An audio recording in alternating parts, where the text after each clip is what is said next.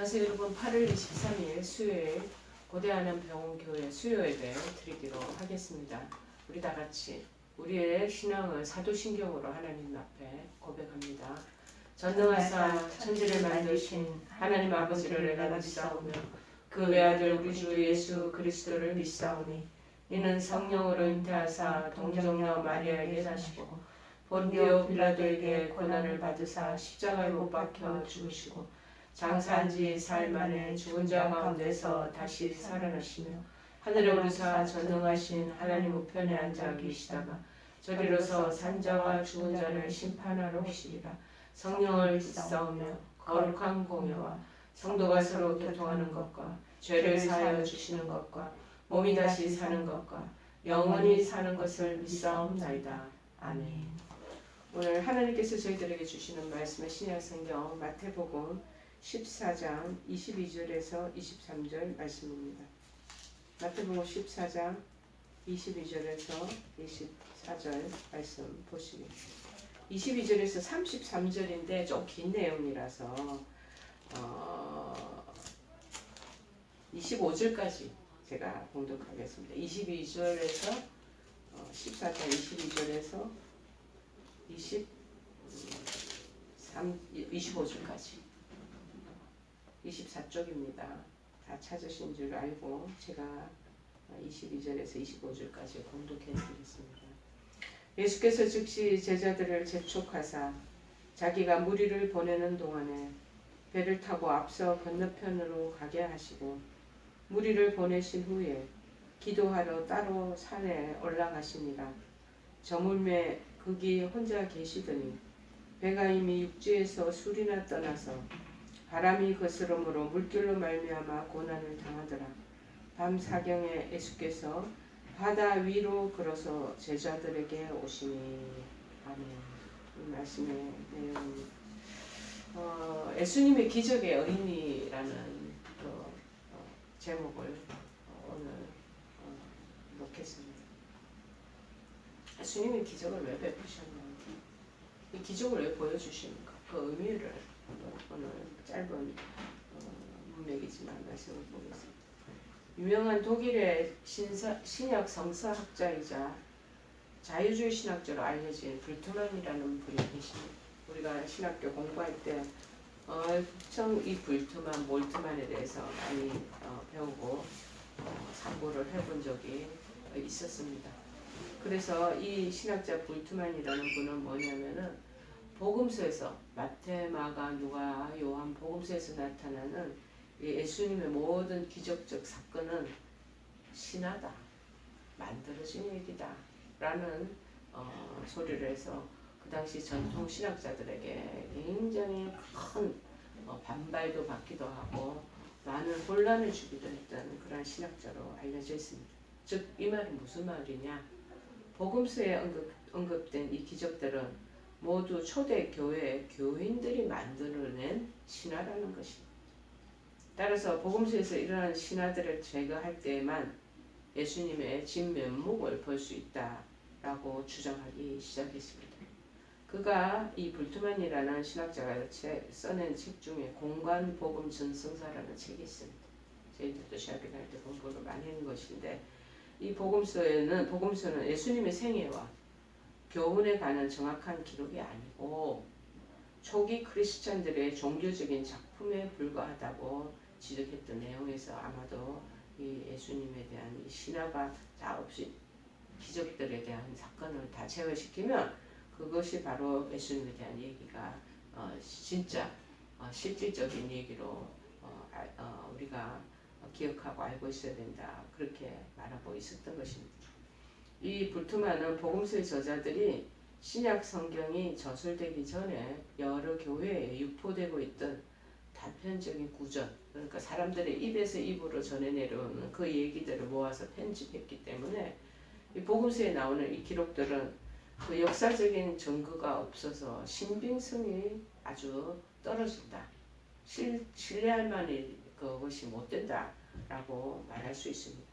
그래서 이 분이 동정녀 탄생, 광야의 기적, 변화산의 이적 사건, 그 그 다음에 이적들, 특별히 이제 부활 사건 등 이 모든 기사들이 신화로 취급되어야 된다라고 주장해서 우리 많은 전통 기독교인들을 깜짝 놀라게 했습니다. 그래서 신화적인 성격을 인정한 후에 그 신화적 요소를 제거하기 위해서 비신화화 작업을 재개한 사람으로서 잘 알려지고 있습니다. 그래서 이 불트만의 이 학자는 이제 자유주의 신학자예요. 리브를 하죠. 그 보수주의적인 신학자가 아니라 이 자유주의 신학자의 이 학파를 따르는 현대의 많은 신학교 교수들도 있고 그러한 많은 신학생들도 있습니다. 하나님은 스스로 존재하는 것이 아니라 초역사 안에서 나에게 새로운 자기 스스로의 이해를 허락할 때에 비로소 존재하게 된다. 그래서 그리스도의 신성은 믿음 안에서나 가능하다고 계속 주장하고 있습니다. 그래서 그리스도는 나를 구원하였기 때문에 하나님의 아들이 된 것이지 하나님의 아들이기 때문에 나를 구원한 것이 아니다 라고 주장해서 이제 신학에 정말 믿음을 뜨겁게 가지고 내가 신학의 이 길을 통해서 하나님께 영광을 돌려야 되겠다 하고 들어온 신학생들 초기에 1학년, 2학년 때는 뭐 혼돈이 일어나고 그래서 자기들 나름대로 우왕좌왕하는 모습들을 많이 경험했던 것이 기억납니다.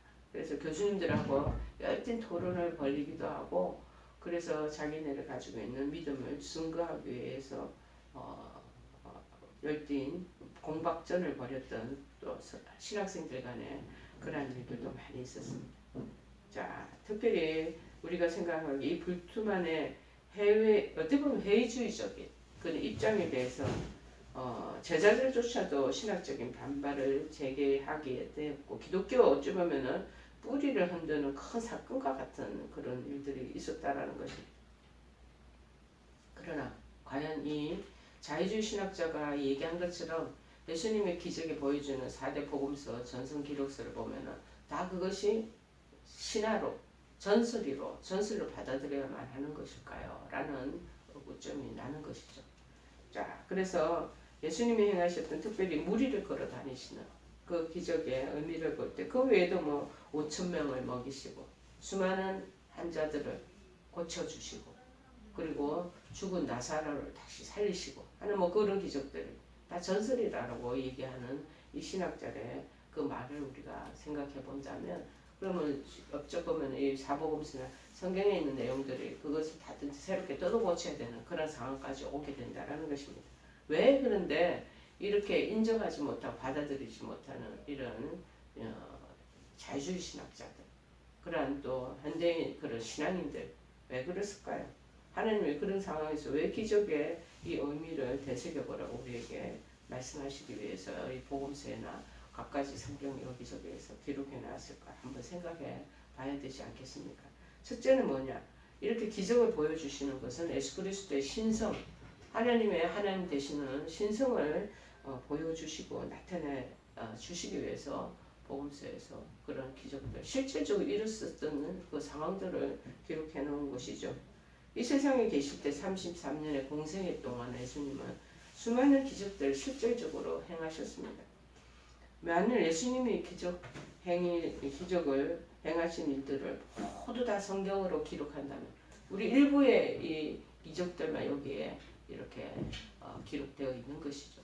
그렇지 않고 실제적으로 있었던 일을 다 기록한다면 이 세상이라도 그 성경책을 기록한 것을 어떻게 보관하여 두기에도 어려울 정도로 넘쳐날 것입니다. 그것에 대한 얘기가 증거가 어디 있냐면 요한복음 21장 25절에 기록되어 있습니다.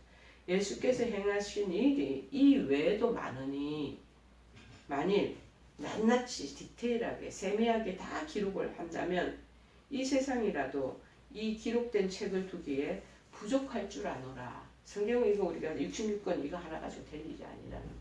너무나 행하신 일들이 아주 자세하게 꼼꼼하게 그것을 다 기록한 그 내용들을 가지고 온다면 그 부분들을 책으로 엮어놔도 이게 뭐 소고가 없을 정도로 온 세상을 이게 다 그 부분에 대한 것을 저장을 해놓더라도 부족하다는 것입니다.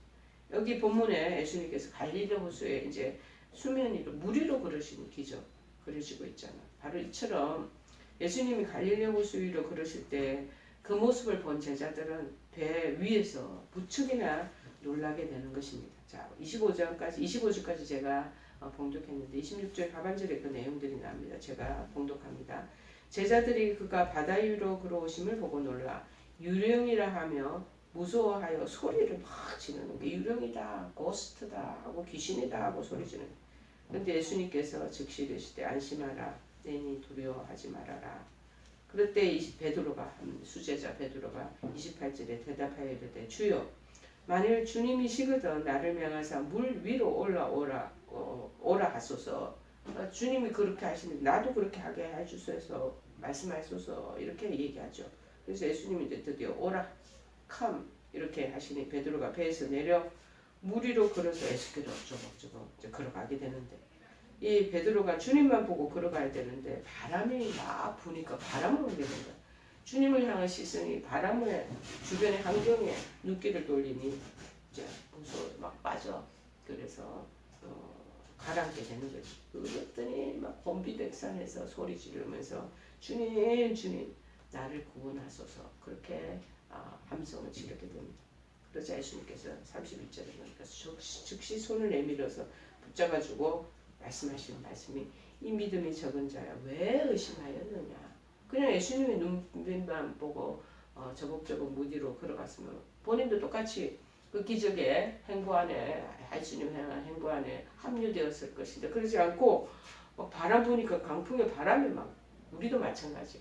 우리가 주님만 자꾸 시선을 의식하고 주님의 그 시선에 포커스를 맞추라고 끊임없이 얘기하는데 우리가 특별히 어려움에 만났을 때 직면했을 때 더 그런 부분에 대한 믿음을 강조하거든요. 그런데 자꾸 환경을 보는 거예요. 주어진 상황을 자꾸 의식하는 거예요. 그리고 사람들의 관계 속에서 일어나는 화협적인 그런 부조리에 대한 것만 계속 하다 보니까는 믿음은 어디로 가버리고 그냥 그 상황에 매몰되는 그렇게 지경에 빠지는 경우가 많이 있다라는 것이죠. 그래서 왜 의심하느냐 하고 배에 함께 오르면서 바람이 그치는지라. 그래서 이제 그 주변에 배에 있는 사람들이 제자들 말고 또 있었는가 봅니다. 33절에 얘기하기를 배에 있는 사람들이 예수님께 전하며 이르되 진실로 당신은 하나님의 아들이로소이다 하고 인정하잖아요. 신성이 어떻다는 거, 하나님이 신이라는 존재가 어떻다라는 것을 기적 통해서 우리에게 비춰주고 계시는 거예요. 우리가 그렇지 않으면 인간인지라 인간적인 우리 인카네이션 돼서 성육신 돼서 하는 예수님 오셨단 말이죠. 인간하고 똑같이 먹고 마시고 저무시고 그렇게만 하면 우리가 이제 그냥 우리의 동격이라 생각해가지고 신적인 존재로 예수님은 그렇게 우리가 리스펙하면서 따라다녔겠는가 그런 마음이 드는 거죠. 우리에게도 하나님 어떨 때 믿음으로 우리를 부르시는 경우가 있습니다. 이제 사역자로 부르실 때 콜링한다고 그러고 일반 병신도 사역자로 부를 때 하나님께서 부르시는 것이 있습니다. 그래서 많은 사람들이 그런 이적이나 기적을 체험하고 신비로운 그 하나님의 영적인 일들을 체험하고 난 뒤에 그 속에서 매몰되어서 함몰되어서 좋은 함몰이죠. 그래서 예수님의 그 영적인 세계에 우리가 합류되어 걸어가는 그런 사건들을 통해서 구원을 얻게 되고 구원에 놀라운 동기가 마련되고 그렇게 한다는 거죠. 그런데 이제 이 베드로가 그 배 안에 있는 사람이 예수님 물 위로 막 걸어오시니까 뭐 유령이다 하고 오인하기까지 했습니다. 적어도 그 제자들은 왜냐하면 예수님 물 위를 걷는 모습을 본 적이 없었는 것 같습니다. 또 물 위를 걷는다는 그 얘기조차 생전 들어보지 못하였기 때문에 기절하지 않겠습니까? 그러나 하나님의 아들이신 예수 그리스도는 천지를 창조하신 장본인이시라는 것. 요한복음 1장 1절에서 3절에 얘기하잖아요. 태초에 말씀이 계시니라. 이 말씀이 하나님과 함께 계셨으니 태초에 이 말씀은 곧 하나님이십니다. 그가 태초에 하나님과 함께 계셨고 만물이 그로 말미암아 지은 바 되었으니 지은 것이 하나도 그가 없이는 된 것이 없느니라. 천지 창조를 하신 조물주라. 그러기 때문에 천지 만물을 이 신이신 그리고 이 놀라운 왕 중의 왕이시고 신 중의 신인 그런 우리 인간하고 완전 차원이 다른 그 창조주가 되시고 조물주이시기 때문에 천지 만물을 당신 뜻대로 다스릴 수 있었던 것이므로 무리로 걸어오는 이 사건들이 가능하다는 것이죠. 자, 이처럼 예수님께서 행하신 기적은 당신이 하나님이시라는 것을 우리 평부가 되는 우리 자연인인 우리에게 보여주시는 그 일면이 있지 않았겠는가 그런 마음이 듭니다. 안 믿겨지죠. 지금도 신화 같고 동화 같은 마음이 들죠. 저도 옛날에 그랬습니다. 뭐 동화 속에 일어나는 이런 일들은 왜 여기 써놓고 사람들도 성경을 믿으라 보아라 100% 받아들이라 또 그렇게 하나라고 이제 저도 이성적인 논리적인 생각을 많이 가진지라 그렇게 저도 치부하고 있었습니다. 그런데 이런 기적과 이사가 실질적으로 일어나는 상황들을 그 당시에 초대교회나 많은 히브리 근동지방의 사람은 하나님의 존재를 얘기 구슬로만 모세를 통해서 애국을 탈출하게 돼. 뭐 얘기 구전적으로 들어오지 않았겠습니까?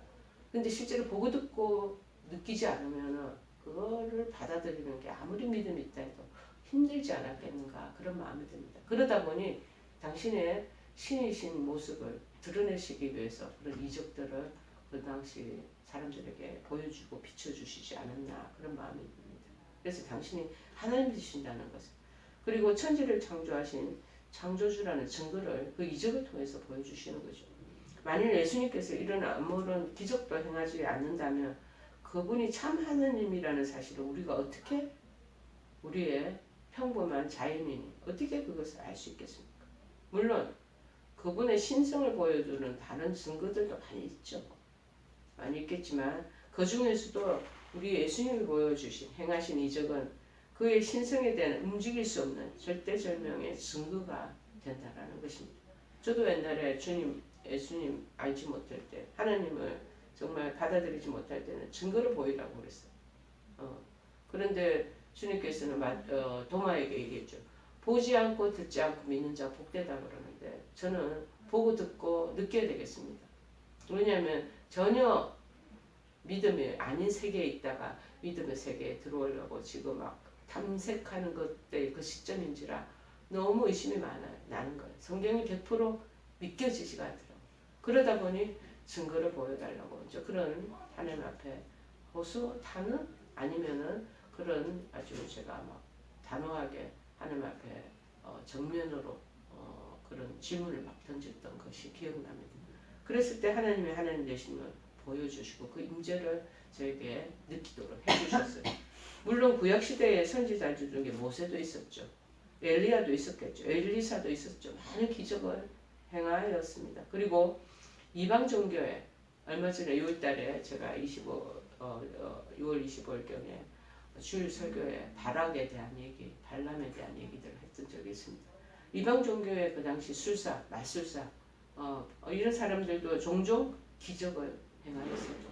요새도 그런 기적을 행하는 그런 주술가들이 있지 않겠습니까? 복술가들이. 그러나 그들 중에 그런 주술이나 여러 가지 복술을 행할지언정 아무도 자연 만물을 자유로이 다스리는 이적을 행하지는 못한다는 것입니다. 그리고 그들 선지자들도 반드시 하나님께 또 의뢰해서 그래서 이적을 행하였던 하나님 허락하에 그리고 이적을 행하였던 이 발람이라는 자도 메소포타미아 그쪽 근동지방에 실질적인 복술가예요. 주술가였습니다. 그런 여러 가지 마법이나 기술, 기적을 베푸는 사람이에요. 자, 그러나 하나님의 은혜 안에서 하나님의 허락하에서 하나님께 의뢰해서 그럴 때만 기적이나 그들의 마술이나 이런 것들이 통하지 않았겠습니까? 그렇지 않으면은 실제적인 그 놀라운 이 자기네들의 술사를 부를 수 있는 그건 한계가 있지 않겠나 그런 마음이 듭니다. 그러나 예수님께서는 당신 스스로가 하나님이시기 때문에 신이시기 때문에 자의적으로 자기 스스로가 이적을 행하사 직접 자기의 신성을 입증하게 된 것입니다. 신성을 입증해 주시기 위해서 기적을 베풀어 주셨다는 것입니다. 두 번째는 뭐냐? 우리 신앙의 성도의 신앙을 확고히 해주시기 위해서 그 이적을 보여주시는 것입니다. 예수님께서 자주 제자들이 보는 앞에서 이적을 그렇게 기적을 행하신 데는 그만한 이유가 있다라는 것입니다. 예수님께서는 이 공생애 동안에 이 제자들을 훈련시켜서 예수님께서 성천하신 이후에 3일 만에 이제 부활하시고 그 다음 40일 있다가 또 하늘나라에 올라가셨죠. 성천하시고 난 후에 복음을 전파할 사역자로 삼으시기 위해서 제자들을 그래서 미리 이적과 기사를 많이 보여주셨다라는 것입니다. 만일 제자들이요 예수님의 이 이적을 목격하지 않았다면 어떻게 됐을까 한번 여러분 상상해 보십시오. 책에 있는 내용 가지고 뭐 전하겠습니까? 아니면 입에서 입으로 전해오는 그 전설을 가지고 전하겠습니까? 그럼 사람들이 많이 믿겠어요? 받아들이시겠어요? 한번 상상을 해보십시오. 자, 그분이 참 하나님의 아들이라는 사실을 확신할 수 없었다면 과연 그들이 많은 사람 대중들 앞에서 그 성자 되시는 하나님 그리스도께서 우리 죄를 대속해 주셨던 그 복음을 담대하게 전파할 수가 있었겠는가 그런 마음. 자신들의 눈으로 목격하고 따라다니면서 3년간의 그 제자 생활을 하면서 예수님의 수많은 이적과 기적을 미러컬을 행하는 걸 보셨잖아요. 그 보는 거를 가지고 그들이 더 마음에 확신을 갖고 확고한 마음과 믿음을 가지고 대중들 앞에 제3자들한테 전파할 수 있다는 것이죠. 저에게도 마찬가지입니다. 하나님이 저에게 그런 임재나 하나님과 함께 하신다는 그 부분들에 대한 놀라운 신비로운 그 체험을 주지 않았다면 제가 성경적인 결국에는 이런 문자적인 걸로 그냥 말씀을 전하고 그렇게 했지 그렇게 힘있게 예수님의 살아계심을 증거할 수 있었을까 그런 마음이 듭니다. 그런데 무지한 저에게 하나님의 그 하늘나라의 신비한 그 놀라운 상황들을 저에게 체험케 함으로 인하여 그 부분에 대한 것이 또 말씀에 접목해서 그것이 딱 합치되어져서 이게 반드시 맞다라는 말씀과 함께 동일화되어 가지고 그렇게 증거하다 보니 증거하는 그 말씀을 듣고 또 다른 분들이 그 성령의 인도하심을 따라서 받아들이고 수용하게 되는 그 놀라운 일들을 또 목격하게 되지 않습니까? 목격하고 제가 체험했기 때문에 체험했던 예수님을 전하지 않을 수 없어서 저라면 그 놀라운 일들이 그렇게 연쇄적으로 일어나게 되는 것입니다. 물론 제자들은 예수님이 무리로 걸으신 이적뿐만 아니라 가장 크고 놀라운 이적, 십자가에 달려서 돌아가셨잖아요. 그거는 놀라운 이적과 기적이에요. 그런데 장사한 지 돌아가신 사람이 어떻게 살아납니까? 3일 만에 다시 부활하시게 되죠. 그래서 승천하시는 그 이적도 직접 그들이 목격했던 목격자들이었습니다. 그래서 그들의 생명이 다하기까지 예수님의 관계된 이 복음을 전파할 수 있었던 것입니다. 물론 모태신앙인자들이나 이런 체험이 없는 사람들도 잘 복음을 전하고 하나님의 예수님의 제자로서 잘 사용되어집니다. 그러나 인간이 인간인지라 생명력이 있고 정말 파워풀한 그러한 복음을 전하기에는 조금 미력하지 않겠는가 그런 마음이 듭니다. 물론 오늘날 우리들은 예수님의 제자들처럼 그분의 이적을 우리 목격했느냐? 우리 목격하지는 못했습니다. 자, 그러나 그것을 목격했던 자들의 증언을 성경을 통해서 또 믿음으로 그걸 받아들인 사람이 있어요. 100%.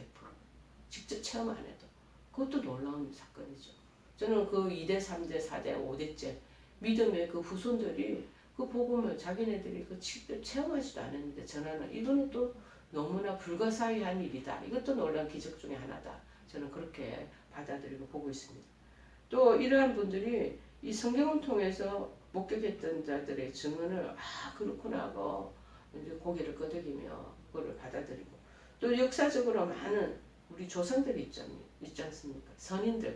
선인들의 입과 입으로 전해져 내려오는 담대한 그들의 증거 그리고 그들의 전하는 설교 말씀 이거를 통해서 그리스도 예수의 이적에 대해서 듣게 되는 것입니다. 왜 우리가 일반 우리 요새 기독교 방송에 관련된 곳에서 많은 새로운 간증했던 사람 그런 간증거리를 왜 듣습니까? 하나님 직접 만난 사람들의 얘기를 들으면 가슴이 다시 식었던 마음이 확 뜨거워지고 다시 옛날에 내가 가지고 있었던 첫 믿음의 그 상황으로 돌아가는 적은 없었습니까? 왜 자꾸 저렇게 우리가 그런 기독교 방송에 전하는 그런 간증자들의 얘기가 목회자들을 통해서 그렇지 않으면 선교사들을 통해서 아니면 평신도입들을 통해서 아니면 연예인들 그들을 통해서 우리가 듣게 되는 것입니까? 자, 그런 이 얘기들을 들으면서 달라지는 거예요.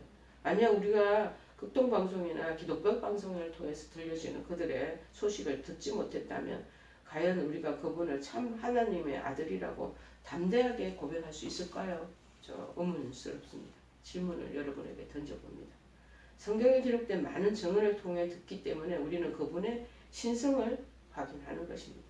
하나님다운 하나님, 신인다운 신의 모습을 우리가 확인하잖아요. 그리고 예수님께서도 현재 우리들 신앙을 확고히 해주시기 위하여 성경 속의 이적적 사건, 기적들 상세히 기록될 수 있도록 그 당시 성령을 통해서 조명을 받은 그러한 성경 저자들, 기록자들을 통해서 그것을 인도해 주셨습니다. 그래서 디모데후서 3장 16, 17절은 말씀합니다. 모든 성경은 하나님의 감동으로 된 것을, 하나님의 감동을 받은 사람들이 영감을 받아서 성경을 저서를 하게 됐던 것이죠. 그래서 그 안에 내용이 다 교훈이 들어있다는. 또 그럴 때때로는 우리가 믿음의 길에서 이탈하거나 잘못된 길을 걸어갈 때는 책망을 또 해주시고, 그래서 또 바르게 하도록 우리를 가르쳐 주시고, 또 의로 교육하기에 유익하다. 성경은 우리에게 살아있는 말씀, 하나님의 말씀이라고, 교훈이라고, 살아있는 증거라고 우리에게 말씀해주고 있잖아요. 그냥 책이 아니에요. 그런 이론적인 글로만 만들어진 내용이 아닙니다. 살아있는 말씀이에요. 이는 하나님의 사람으로 우리를 믿음 안에서 온전하게 만들어주기 위해서 이 성경책을 교본으로 지침서로 우리에게 지금 물려주신 거예요. 그래서 온전하게 하며 모든 또 선한 일을 행할 능력을 갖추게 한다. 우리 인간이 원래 굉장히 제약된 상황에서 태어난 존재들이잖아요. 악한 사람들이에요. 선을 쫓아가기보다도 자기의 본능에 충실하고자 어찌 보면 하나님 기뻐 안 하시는 쪽으로 걸어가려는 그 태생이 원래 그런 그것으로 태어난 존재들입니다. 근데 성경 말씀이 있다고 말씀을 서로가 쉐어하다 보면 이러한 길로 우리가 자표를 삼아 가야 되겠다 하고 자기를 스스로 구비하게 됩니다. 또 그리고 무엇보다도 악을 추구하는 그러한 우리 죄성을 쫓아가기보다도 하나님 기뻐하시는 선한 능력, 그 선한 일을 행해야 되겠다는 마음으로 다시 우리를 수정하고 고추 잡으면서 간단 말이는 것이죠. 자, 성경은 그런 능력이 있다는 것이죠. 여러분, 복음서에 나타난 예수님의 우리가 기적들을 통해서 볼 때 그분의 신성을 여러분 확인하시기 바랍니다. 그리고 그분 안에 있는 우리의 믿음을 확신하시기 바랍니다. 그리고 신앙이 때때로는 늘 한편적으로 늘 상승 기세를 있고 늘 충만하지 않아요. 저희들도 마찬가지입니다. 신앙이요, 들쑥날쑥 업다운 될 때가 있습니다. 자, 신앙이 흔들리는 어려움을 당할 때, 여러 가지 고통을 겪을 때, 문제를 만날 때, 어려움에 직면할 때, 질병 속에 있을 때 여러분에게도 해당되죠. 그럴 때마다 여러분 성경 복음서에서 나타난 그 기적 속에 나타난 하나님의 능력을 의지하고 바라보시기를 바랍니다. 그러면 바다도 잠잠케 하시고 여러분이 가지고 있는 질고 문제, 어려움 하나님 잠잠케 하신다는, 지금 물 위로 걸어가는 베드로나 그 주변에 선상 안에 있는 어부들에게만 얘기하는 게 아니에요. 우리들에게도 하는 거 말씀하시면서 간접적인 우리의 이 성경 말씀을 통해서 직접적인 하나님의 만지심, 하나님의 이루어 가심 이런 것들을 체험해 보시는 게 좋겠습니다. 그러면 놀러 이 풍랑이든 바다도 잠잠 수면 위로 걸어가셨던 그 능력의 하나님이 그때 2000년 전에만 계신 하나님이 아니라 오늘날에 저희들이 그 믿음을 갖는다면 동일하게 역사하시는 하나님, 우리의 곁에 계신다는 하나님을 여러분 확신하시기를 바랍니다. 그러면 더 이상 뭐가 두렵겠습니까? 두려워할 이유가 어디 있겠습니까? 우리가 믿음이 부족해서 두려워하는 거예요. 그래서 오늘 나무라는 내용이 31절의 하반절에 나옵니다. 예수께서 베드로가 막 소리 지르고 하고 막 함성을 지르니까 불쌍히 여기십니다. 손 내밀어 그를 붙잡으시며 딱 하시는 말씀이 한 말씀이 있습니다. 믿음이 작은 자여 왜 의심하였느냐, 그렇게 말씀. 그냥 나를 보고 두고 땅 위를 걷듯이 물 위를 수면 위를 걸어오면 되는데 갑자기 바람 불고 옆에서 막 어수선하게 만드는 그 환경과 여건에 조건에 그냥 만류 거기에 휘둘려가지고 그냥 빠져 죽겠는 그 상황에 만드는 것은 누가 하느냐? 네가 한다라. 우리 자신이 그렇게 만든다는. 자, 그래서 우리 옆에 하나님, 그런 하나님 계신다 확신 안에서 이 여러분이 침상생활 하시고 여러 가지 병상의 위기 속에 있을 때 주님을 꼭 붙잡고 그래서 빠져들지 않고 주님을 응시하시면서 그 능력의 하나님이 당신의 병마를 고쳐주시고 낫게 해주신다는 것을 믿고 나아가는 여러분 되시기를 간절히 축원합니다. 그 찬송가 188장 찬송을 하시겠습니다. 188장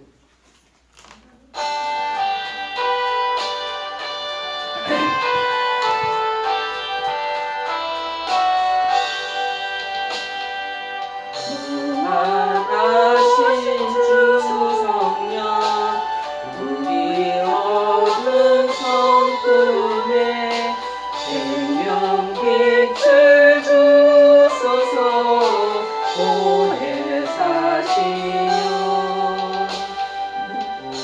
우리 죄를 씻으사 피곤한 자 힘주며 이른 양 찾으소서 보혜사시여 우리 맘의 평안을 이스같이 내리사 열매 맺게 하소서 보혜사시여 우리들의 연약함 간직하며 도우사 우리 위에 비소서 보혜사시여 예수 말씀 따라서 아버지라 부름을 밝히 가르치소서 보혜사시여 영생하는 인신표 잃어버릴 증거니 전국 인도하소서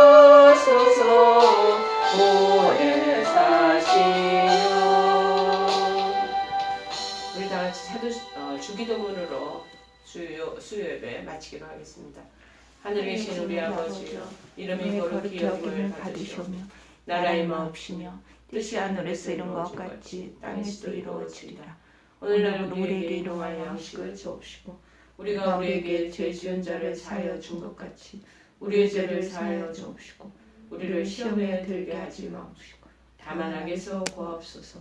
되게 나라와 권세와 영광이 아버지께 영원히 있사옵나이다. 아멘.